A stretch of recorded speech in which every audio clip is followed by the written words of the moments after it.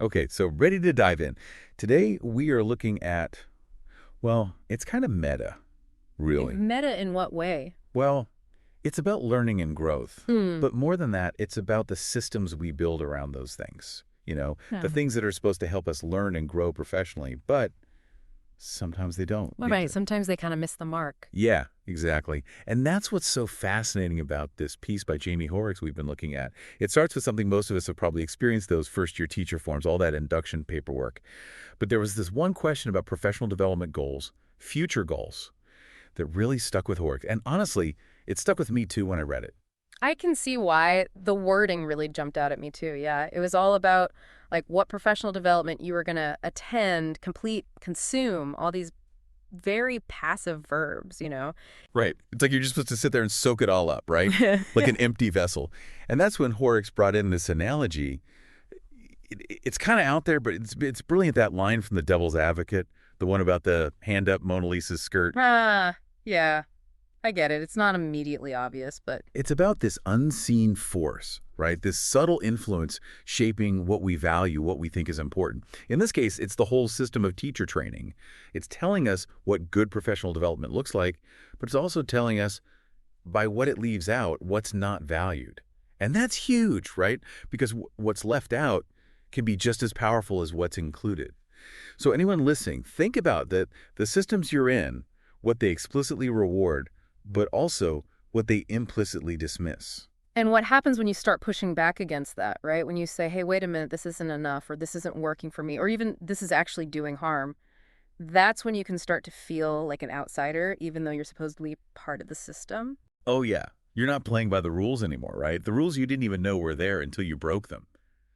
And Horrocks really captures that feeling of being a foreigner, of not quite belonging, even when you're technically in the right place. Totally. Like, imagine you're at a party and everyone's speaking a language you kind of understand, but not really, and they all have this inside joke you're not in on.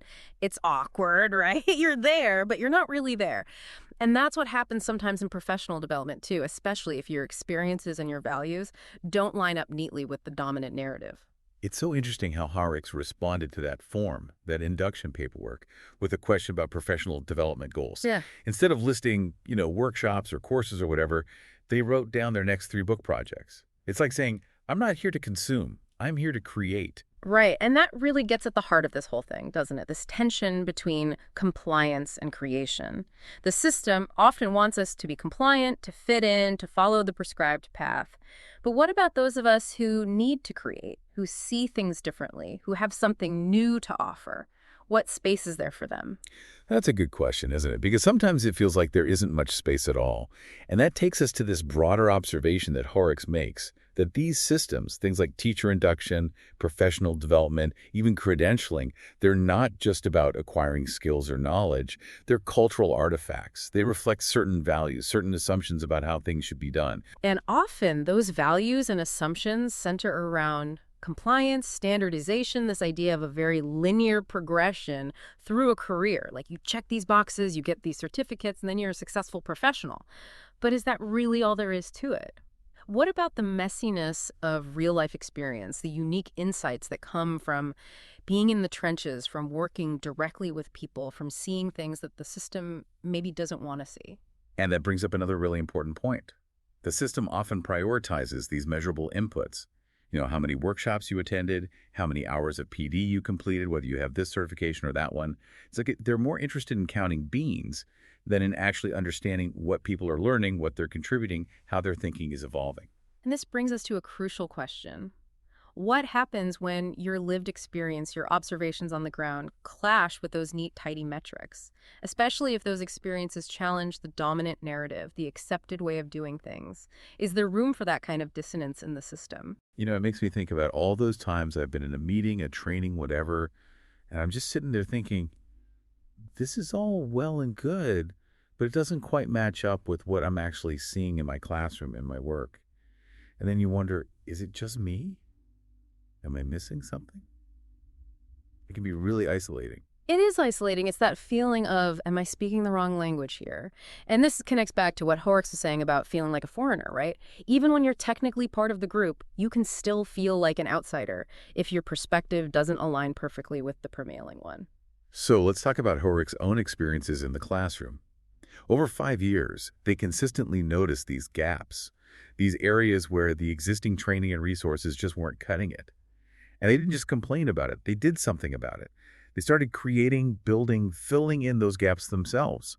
And that's how all these amazing resources came about: books, frameworks, practical tools, things that weren't handed down from on high, but that were born out of a real lived need. Exactly. And what's so striking is how each of those creations is directly tied to a specific gap, a specific unmet need that Horrocks observed. Like, take No Place for Autism. That book came about because there was this glaring absence of a neurodivergent lens in special education training. And of course, this is deeply personal for Horrocks, being autistic themselves. It's a powerful example of how personal experience can fuel this drive to create, to build something better, something more inclusive. And then there's holistic language instruction that emerged from recognizing that not everyone learns language in the same way. Some people are wired to process language in these bigger chunks, these gestalts, rather than word by word. But that approach often gets overlooked, even pathologized, by very rigid interpretations of the science of reading, which can be so focused on phonics and decoding that it misses the bigger picture of how language actually develops for many people. Right. And when we get too fixated on one right way of doing things, we inevitably end up excluding a whole bunch of people, a whole bunch of learners who don't fit that mold. And I think that resonates with a lot of people's experiences, right? Whether it's in education or healthcare or any other field, these systems that are designed for a hypothetical average person often fail to account for the beautiful diversity of human experience. Oh, absolutely. We see that all the time, don't we? And another great example is decolonizing language education.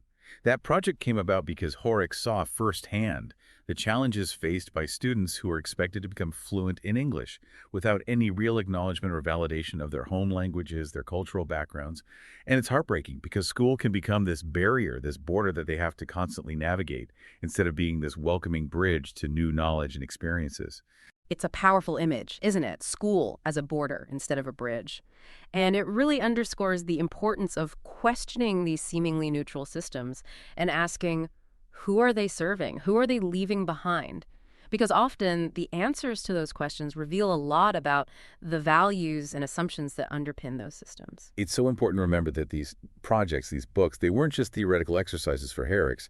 They were born out of a deep, urgent need, a need that the system wasn't meeting. And that's a recurring theme, isn't it? This feeling that sometimes we have to create the things we need because the existing structures just aren't there for us. Yeah. And that sense of disconnect, of not quite belonging, it wasn't limited to curriculum and resources for Horrocks. It extended to those more formal aspects of professional development, like those weekly PD meetings that are so ubiquitous in education. Horrocks talks about feeling like a foreigner in those spaces, even though they had the skills, the knowledge, the qualifications. It's like the language being spoken, the underlying assumptions, the whole vibe of the thing just didn't quite match up with their experiences and values. It's that feeling again, isn't it? Of being in the room, but not quite being part of the conversation. And it's interesting how Horrocks connects that feeling to their broader life experiences. Being trans, being autistic, having a background shaped by diverse cultural influences. It's like this recurring pattern of needing to create your own space, your own understanding, your own way of being in the world. Because the existing structures just don't quite fit. And I think that resonates with so many people, don't you? That feeling of being on the outside looking in, of having to forge your own path because the well-worn one just doesn't lead where you need to go. And it's important to emphasize, as Horrocks does, that this isn't about pointing fingers or tearing down the system. It's about reflecting on these experiences, trying to make sense of them, and using that understanding to create something new, something better, something that might hold for those who are also feeling that ache of otherness. So this brings us to a really powerful idea that Horrocks introduces: refusal as creation. It's not about rebellion for rebellion's sake. It's about this deep, fundamental need for coherence, for making sense of your own experiences in the world around you.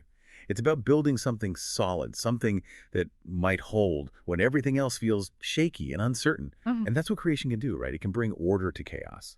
It can give us a sense of agency. It can help us make meaning in a world that often feels meaningless. And it's so interesting how Horrocks breaks down this process of refusal as creation into 5 distinct steps. It starts with recognizing harm, seeing something that's not right, feeling that something's missing. And then comes that moment of doubt, that foreigner's reflex, where you wonder, is it just me? Am I misinterpreting this? But then you start reaching out, connecting with others, and you realize, oh, it's not just me. Other people are seeing this too. They're feeling this too. And that's when you start to uncover those broader systemic patterns, the hidden forces that are shaping those experiences. And finally, you start creating, writing, building, not just to understand the problem more deeply, but to offer alternative solutions, to imagine a different way of being. And this is where it gets really meta again, right? Because this whole process, this act of identifying a need, researching it, connecting with others, and then creating something new, this is professional development. It's just not the kind that fits neatly into the boxes on a checklist or earns you a fancy certificate.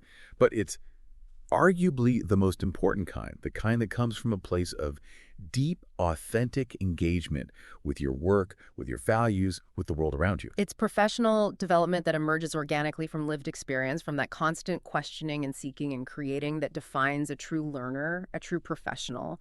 And it's often happening in those quiet, liminal spaces, outside the spotlight, away from the structures and systems that try to define what success looks like. And that's a really important point that Hoerricks makes.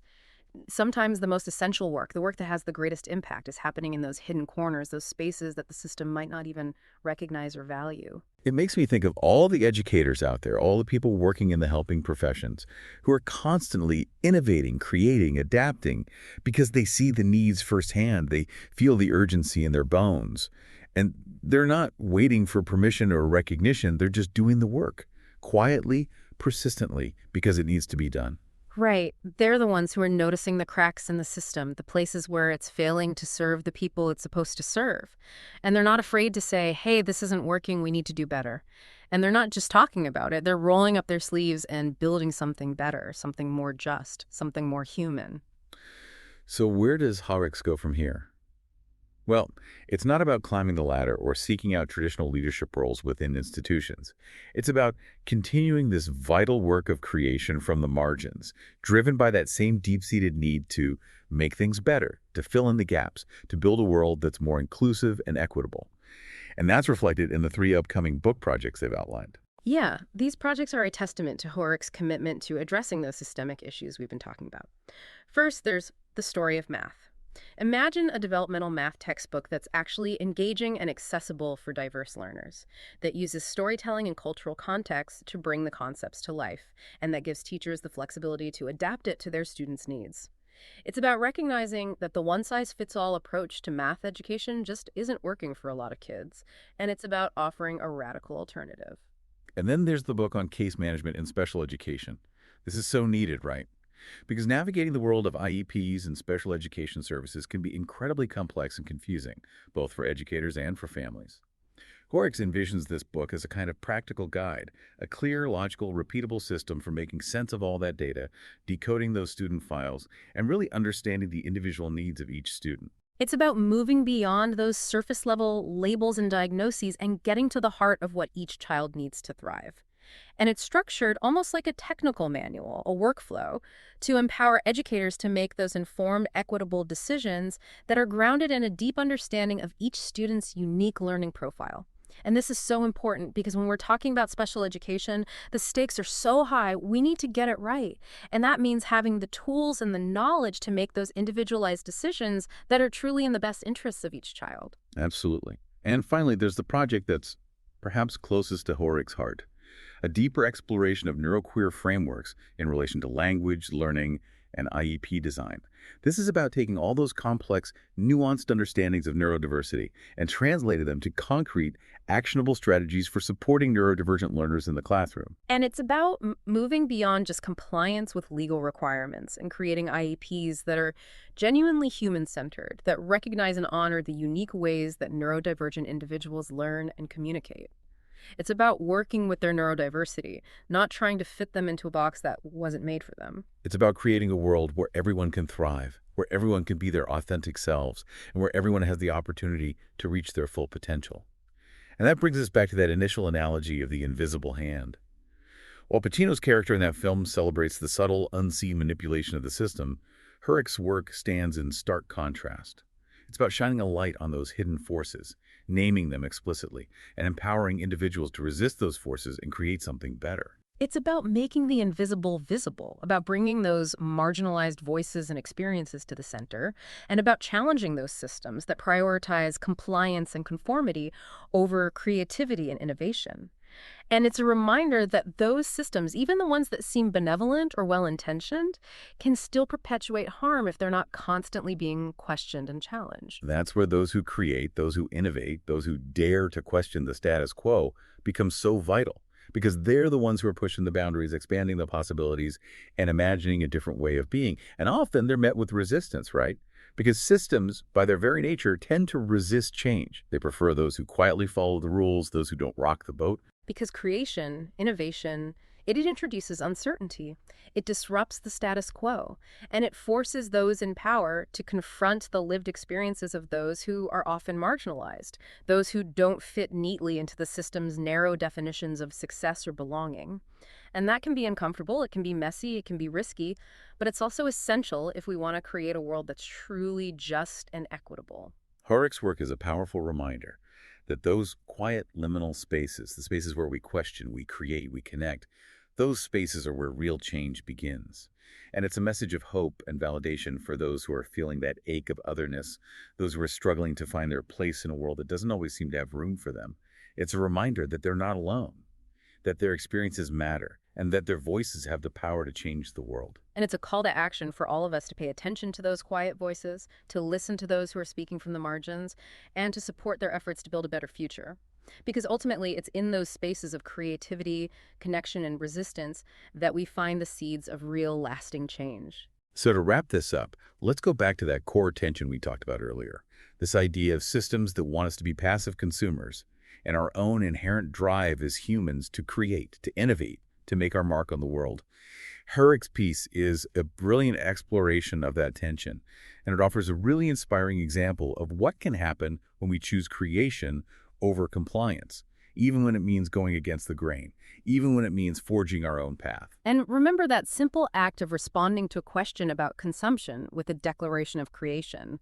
That's a powerful statement, isn't it? It's a refusal to be defined by the system, a refusal to be limited by its expectations. It's a declaration of independence, of agency, of the power of the individual to shape their own destiny. And it's a reminder that we all have that power, that we all have something to create, something to contribute, something to offer the world. And it doesn't have to be a book or a grand project. It can be a small act of kindness, a moment of connection, a spark of inspiration that we share with others. It can be anything that brings more beauty, more justice, more love into the world. So as we leave this conversation, we invite you to consider the systems and structures that shape your own life, your own work, your own community, and ask yourself, are they designed for passive consumption, or do they make space for individual insight, for creativity, for those moments of brilliance that emerge when we dare to question, to challenge, to create? And what might be possible if we all shifted our focus even just a little bit? From compliance to creation, what world might we build together? Thanks for joining us on this deep dive. We'll see you next time.